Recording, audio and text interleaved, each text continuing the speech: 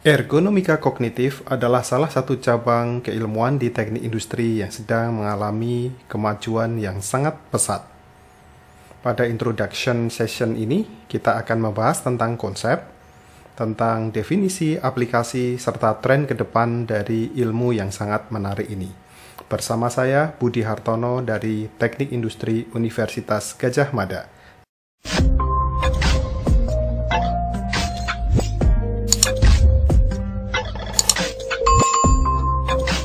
Pada bagian introduction ini, kita akan membahas beberapa hal. Yang pertama, sedikit ilustrasi bagaimana kognisi itu bekerja dan bagaimana kadang-kadang kognisi kita mengalami kesalahan dalam melakukan prosesnya. Pada bagian yang kedua, kita akan mencoba melihat konsep dasar dari ergonomika. Ini sedikit review dari apa yang sudah dipelajari di kuliah sebelumnya. Kemudian konsep tentang kognisi atau kognitif. Kemudian kita akan menggabungkan dua hal ini menjadi cognitive ergonomics, tren ergonomi ke depan, serta aplikasinya di bidang industrial engineering. Oke, sebelum kita mulai dengan materinya, saya mempunyai sebuah ilustrasi awal. Di sini Anda akan mempunyai tugas untuk membandingkan dua buah lingkaran oranye yang sebentar lagi akan saya tunjukkan, lingkaran kiri dan kanan. Dalam 1 atau 2 detik, saya minta untuk memilih sebelah kiri atau sebelah kanan lingkaran oranye yang memiliki ukuran lebih besar. Oke, siap-siap, jangan berkedip. Saya tunjukkan sekarang.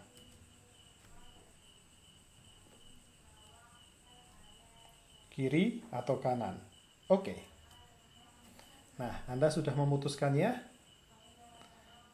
Baiklah. Sebagian besar, saya akan sambil tunjukkan sekarang lebih lama. Oke, sebagian besar dari kita saat diberi tugas untuk membandingkan, jadi akhirnya membandingkan itu merupakan salah satu contoh dari proses kognitif manusia antara lingkaran kiri dan lingkaran kanan yang berwarna orange, maka sebagian besar dari kita akan dengan cepat menjawab bahwa lingkaran yang sebelah kanan, yang ini, adalah yang lebih besar, sementara yang kiri lebih kecil. Nah, sekarang coba kita lihat, kalau Anda diberi waktu yang jauh lebih lama untuk membandingkan, mungkin Anda akhirnya akan mengambil penggaris dan secara teliti membandingkan, mengukur lingkaran yang sebelah kanan dan yang sebelah kiri. Dan Anda boleh percaya dengan saya bahwa sebenarnya lingkaran yang kanan dan yang kiri ini ukurannya sama besar. Memang benar, yang kanan terlihat lebih besar. Kenapa? Karena adanya lingkaran-lingkaran abu-abu yang ada di sekitarnya. Padahal kita tahu bahwa informasi tentang lingkaran abu-abu ini sebenarnya tidak relevan dalam tugas kita saat membandingkan lingkaran orange. Tetapi pada saat manusia melakukan proses kognitif membandingkan di sini, secara sadar atau tidak sadar, kita itu membandingkannya secara relatif.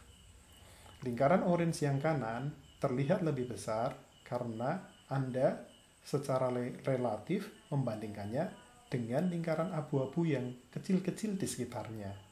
Sementara yang di sebelah kiri terlihat lebih kecil karena secara sadar atau tidak, kita membandingkannya dengan lingkaran abu-abu di sebelah kiri. Ini Dan Ariely menyebutnya sebagai why everything is relative even if it shouldn't be.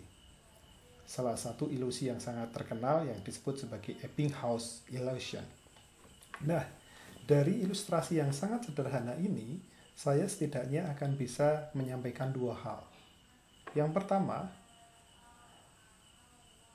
membandingkan, memberi judgement adalah salah satu contoh proses kognisi manusia. Di dalamnya kita akan menggunakan indera mata untuk menangkap stimulus, gambar dalam hal ini, kemudian akan memproses di dalam otak kita dengan cara membandingkan. Itu adalah proses kognisi yang terjadi di sini. dan ternyata hasil perbandingannya tidak akurat. Jadi itu adalah contoh dari proses kognisi. Dan poin yang kedua yang ingin saya sampaikan adalah bahwa dalam beberapa kasus, mungkin cukup banyak kasusnya, manusia saat menggunakan kemampuan mental atau kognitifnya, kita melakukan error atau kesalahan.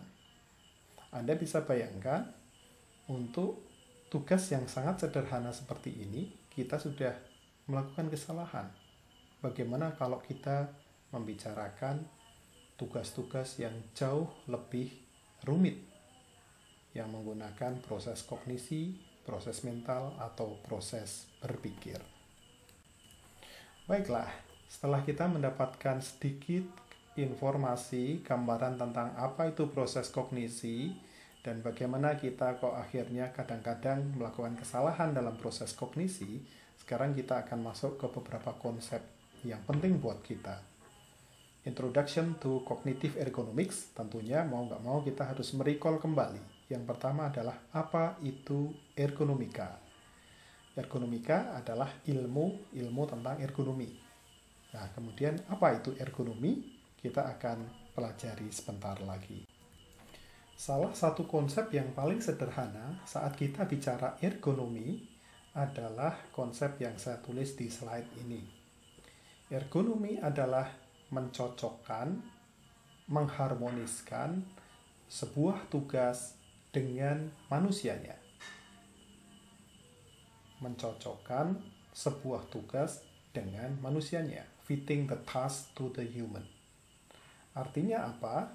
Seorang ergonom, ahli ergonomi, akan selalu mencoba melihat di luar sana orang yang sedang bekerja, melaksanakan tugasnya, terutama tugas-tugas yang menggunakan teknologi tinggi, kemudian mencoba melihat apakah tugas tersebut cocok dengan karakter manusia. Saat tidak terjadi kecocokan, maka akan dilakukan sesuatu. Biasanya untuk menjelaskan hal tersebut, saya menggunakan sebuah kerangka pikir atau framework sederhana kira-kira seperti ini. Di sebelah kanan kita punya manusia, orang yang sedang bekerja mengerjakan tugas-tugasnya. Di sebelah kiri kita punya task, tugas tertentu, atau job, atau sejenisnya. Oke. Saat kita bicara interaksi antara manusia dengan task, maka kira-kira gambarnya seperti garis seperti ini. Sayangnya, pada saat seorang mengerjakan tugas-tugasnya, kadang-kadang terjadi suatu kondisi yang kita sebut sebagai ketidaksesuaian antara karakter dari tugas dengan kemampuan serta kekurangan dari manusia. Ketidakcocokan. Sebagai contoh, misalnya, ada manusia yang diberi tugas untuk masuk ke daerah yang bertemperatur tinggi, api menjilat di mana-mana, asap sangat banyak, dan dia harus mengerjakan banyak hal untuk menyelamatkan nyawa orang di sana, dalam kondisi yang panik, chaotic, dan sebagainya. Kita sedang bicara tentang pemadam kebakaran.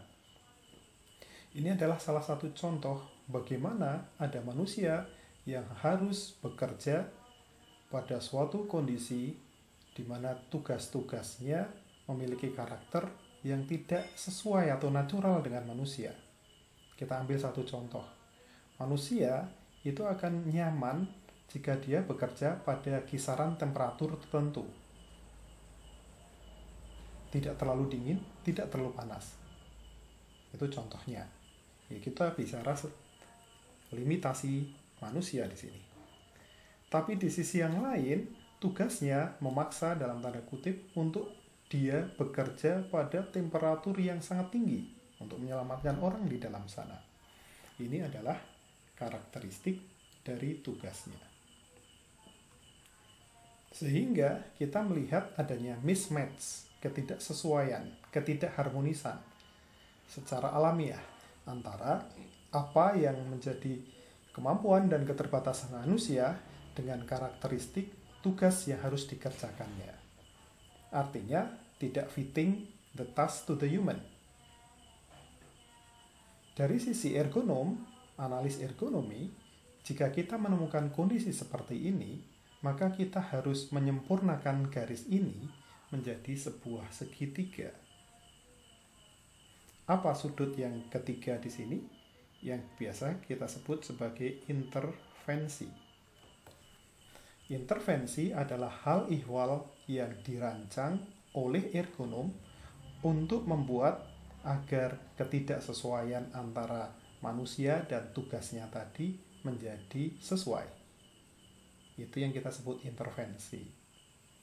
Jadilah sebuah segitiga framework ergonomi secara umum seperti yang ditunjukkan di sini. Inilah frameworknya. Untuk contoh pemadam kebakaran tadi, akhirnya contoh-contoh intervensinya banyak. Sebagai contoh, 1. Kita melihat pemadam kebakaran menggunakan alat-alat bantu atau tool. Dari masker, tabung oksigen, baju anti api, helm, mungkin pakai infrared, Google sekarang, dan seterusnya, HT, handy talkie, dan sebagainya. Itu adalah salah satu upaya untuk membuat kesesuaian antara tugas dan manusia tadi. Manusia tidak tahan panas, padahal dia harus bekerja di tempat yang sangat panas, disediakanlah baju khusus untuk mengurangi ketidaksesuaian itu. Itu contohnya. Ternyata intervensi tidak hanya bisa dilakukan melalui tambahan peralatan-peralatan bantu. Ada cara-cara yang lain yang bisa dilakukan. Di antaranya, yang kedua, selain peralatan bantu atau tools, kita juga akan bisa bicara dari sisi manusianya.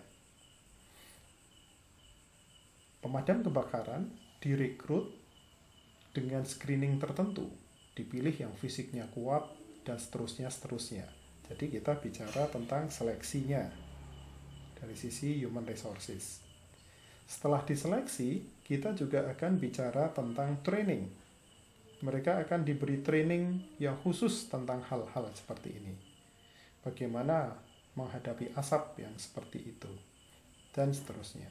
Kemudian yang keempat, di samping training dan seleksi, mereka juga dilengkapi dengan standar operating procedure.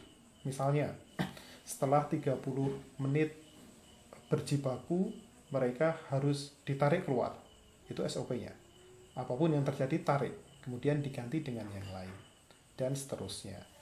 Nah, inilah yang kita sebut sebagai triangle atau segitiga framework ergonomi secara umum. Dan kalau kita lihat contoh untuk pemadam kebakaran tadi, maka di sini kita sedang bicara ergonomi fisik. Kenapa? Karena tugas atau jobnya itu lebih mengandalkan fisik. Jadi, contoh pemadam kebakaran yang barusan kita bicarakan itu bicara tentang ergonomika fisik. Fitting the task to the human by designing some intervention dari alat bantu, human resources, maupun standar operating procedure. Baiklah, jadi kalau misalnya task atau tugas dan pekerjaan dari seseorang manusia sudah cocok dengan karakteristik manusia, limitasi maupun kemampuannya, apa sih yang dikejar? Ada dua tujuan utama dari ergonomika secara umum. Yang pertama adalah meningkatkan well-being atau kebahagiaan dari karyawan atau orang yang mengerjakan tugas tadi. Ini yang pertama. Yang kedua, jika kita bisa mencocokkan dengan antara tugas dengan manusianya, maka kita juga mengharapkan meningkatnya produktivitas dari karyawan yang sedang kita observasi tadi. Jadi ada dua, well-being and productivity.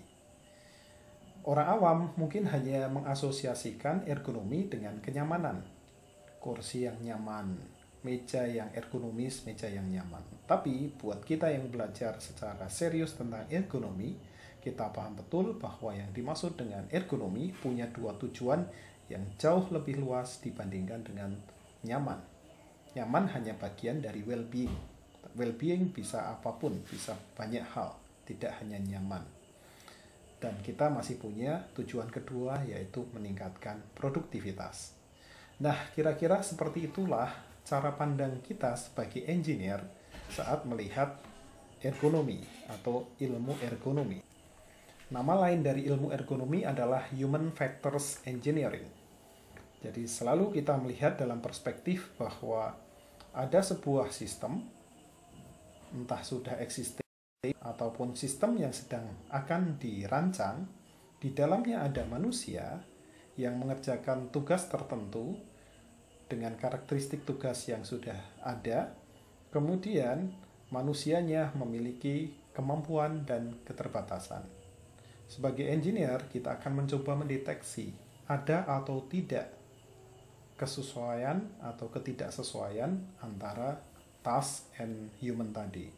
Saat kita mendiagnosis akan adanya ketidaksesuaian, maka dalam rancangan tersebut kita masukkan by design intervensi-intervensi yang mungkin dilakukan. Kira-kira seperti itulah frameworknya.